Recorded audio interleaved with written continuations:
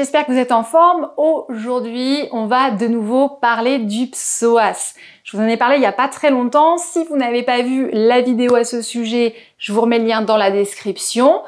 Et puis, avant de commencer, n'oubliez pas de vous abonner à la chaîne. Si votre objectif, c'est de garder la forme, quel que soit votre âge, votre niveau de pratique en yoga, eh bien, vous êtes sur la bonne chaîne. Donc, restez avec moi. Et en plus, je vais vous parler de quelque chose qui arrive très bientôt. Alors, restez jusqu'à la fin. Je vous ai donc parlé du psoas il y a peu de temps. Je vous expliquais quel était ce muscle. Est-ce qu'il faut l'étirer? Est-ce qu'il faut le renforcer? Eh bien, aujourd'hui, on va voir comment l'assouplir, comment l'étirer. Ce muscle, son rôle, eh bien, c'est de permettre à notre hanche de se fléchir. C'est pas son seul rôle, hein. Il agit aussi sur notre colonne lombaire, mais voilà, c'est notamment lui qui est responsable, avec aussi notamment le muscle droit antérieur, eh bien de fléchir la hanche, donc ramener la cuisse vers notre ventre. Donc, pour l'assouplir, eh bien, je vais vous montrer deux postures.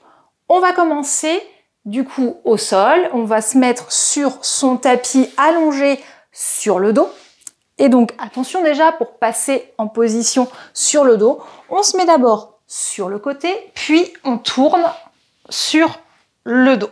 La première chose que l'on va faire, c'est de venir se placer correctement. Là, si je me place naturellement, moi je suis un peu cambrée, donc vous voyez, hop, je peux vous faire coucou avec ma main opposée. Donc on va venir lever un petit peu le bassin, on l'attrape, on va le tourner vers la rétroversion. Je dis bien vers, on va pas complètement rétroverser parce qu'on veut pas aplatir complètement notre dos, on veut pas effacer nos courbures, on veut juste les rendre plus physiologiques, être moins dans l'exagération. Donc on va tourner un petit peu le bassin vers l'arrière et le pousser vers les talons. Ce qui fait qu'on fait attention quand on redépose, de pas lâcher l'étirement qu'on a obtenu. Et d'ailleurs, voilà, on sent tout de suite que hop, le ventre aussi est étiré. Voilà, qu'on a une courbure toujours, mais qui est voilà plus physiologique, moins accentuée. On fait la même chose au niveau de la tête. On attrape l'arrière de la tête et on va hop, mettre la tête. Donc moi, je vais enlever le petit nœud parce que ça va me gêner. Hop, on pose bien la tête au niveau de l'os occipital, donc de la base de crâne. Si vraiment on a un dos très kyphosé, que c'est compliqué de venir étirer la tête, on peut aussi mettre un petit coussin, alors tout petit, hein, ou des petites couvertures pour rehausser un petit peu la tête et faire qu'on soit quand même bien étiré.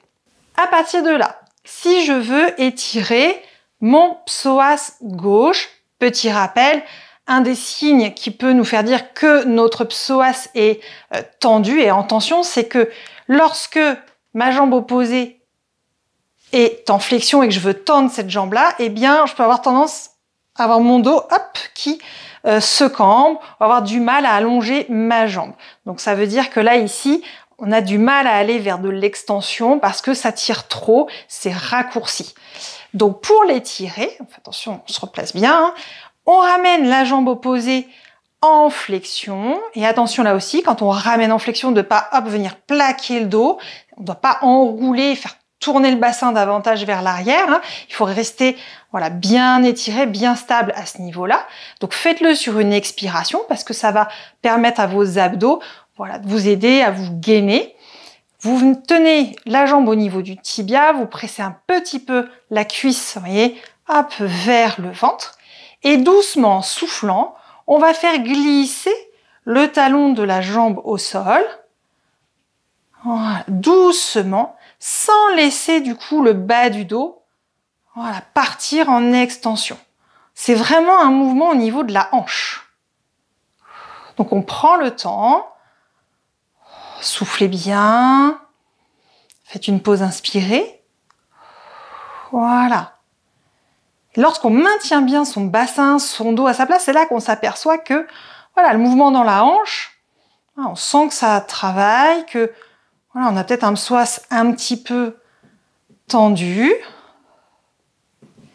Et voilà, progressivement, on imagine qu'on veut pousser avec son pied contre un mur. N'hésitez pas à ramener pointe de pied là, de votre pied de la jambe tendue vers vous, ce qui va en même temps aussi étirer le mollet. Ça va avoir aussi une action sur les ischio-jambiers. Et voilà, l'important, c'est de pouvoir tendre cette jambe sans que le bas du dos se cambre. Donc là, voilà, moi je peux étirer, ça s'ouvre ici. On n'est pas dans une réelle extension, puisque là, en fait, on est à 180 degrés. Mais chez les personnes chez qui le psoas est très raccourci, ça peut déjà être compliqué de venir bien tendre sa jambe. Comment faire pour étirer un peu plus? Eh bien, on va voir qu'on peut faire une petite variante avec, eh bien, un petit coussin ou des couvertures sous le bassin. Voilà, donc là, j'ai placé un zafou sous mon bassin, mais on peut prendre quelque chose d'un petit peu moins épais. Et là, pareil, c'est pas parce que, alors forcément, le dos est soulevé, mais il faut pas laisser, voilà, vous voyez, entre ça et, hop, j'étire un peu. Voilà, il y a quand même pas la même lordose lombaire. Donc là, on est bien positionné. Pareil, on ramène une cuisse vers le ventre. On rapproche un petit peu la cuisse, voilà, en tirant avec nos mains là sur le tibia, en direction du sol. Et pareil, en soufflant, on vient tendre la jambe. Voilà, et là, moi, je sens déjà plus, voilà, l'étirement à ce niveau-là.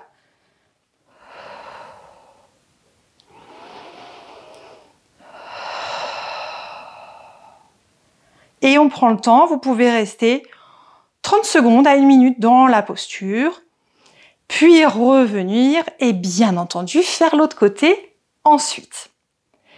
Donc attention quand vous revenez, ramenez d'abord la jambe tendue et ensuite reposez tranquillement l'autre jambe.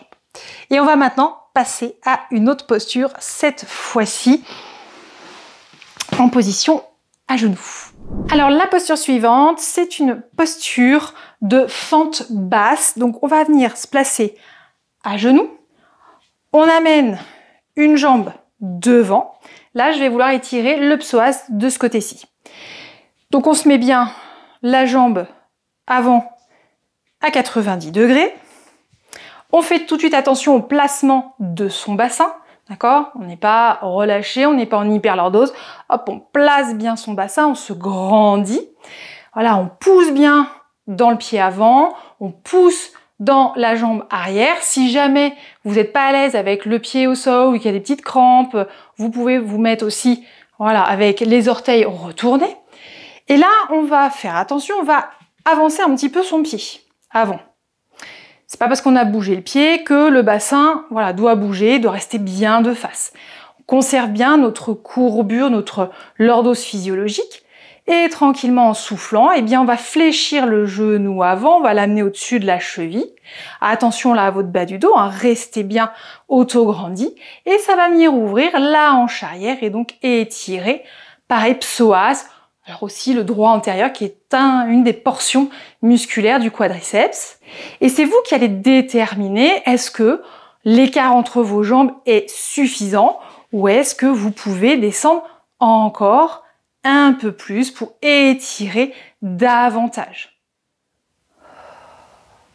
Et donc attention à votre bas du dos parce que si vous laissez partir trop en extension, en hyper-extension, vous n'avez plus du tout le même effet au niveau de l'étirement puisque votre psoas, il s'insère en partie sur vos lombaires, il vient sur votre bassin et sur votre cuisse, donc c'est important, voilà, d'être bien placé pour être efficace. Et là, toujours la même chose, eh bien, on vient dans la posture pendant 30 secondes à 1 minute et on fait attention pour revenir, prenez le temps de revenir doucement, voilà, de bien ramener votre jambe, voilà, pour pas perdre l'équilibre, pour pas vous faire mal. Donc vous voyez, c'est pas très compliqué d'étirer ces psoas, mais c'est essentiel car ils sont raccourcis chez de nombreuses personnes en raison de la position assise, maintenue souvent de longues heures quand on travaille, quand on a un métier de bureau notamment. Donc c'est important de les assouplir. Ce sont aussi des muscles qui sont très en lien avec le stress, donc voilà, assouplissez-les régulièrement, mais n'oubliez pas quand même de tester avant parce que on n'a pas toujours besoin d'étirer ses psoas, mais ça vaut le coup de les tester régulièrement parce que parfois ils sont bien souples et puis parfois parce que on a peut-être fait certaines activités, qu'on est resté plus longtemps assis, qu'on a un manque d'hydratation, et bien ils peuvent voilà, commencer à être un petit peu tendus, donc c'est bien de tester de temps en temps, de les assouplir, mais on verra aussi que les renforcer, ça peut être nécessaire. Et ça, c'est le sujet d'une prochaine vidéo. Et je te parlais de quelque chose d'exceptionnel qui arrive très bientôt, eh bien c'est la sortie de mon tout premier programme de yoga en ligne qui va porter sur les problèmes de dos justement. Alors tu t'en doutes, je suis ostéopathe, c'est le principal motif de consultation de mes patients et donc c'est un sujet qui me tient énormément à cœur. Ce programme va sortir dans quelques semaines et donc en attendant, ce que je te propose, c'est d'aller télécharger l'e-book que je t'offre et le lien est dans la description. Je te souhaite une bonne pratique, une bonne journée et je te dis à bientôt sur Miss Yogi Move.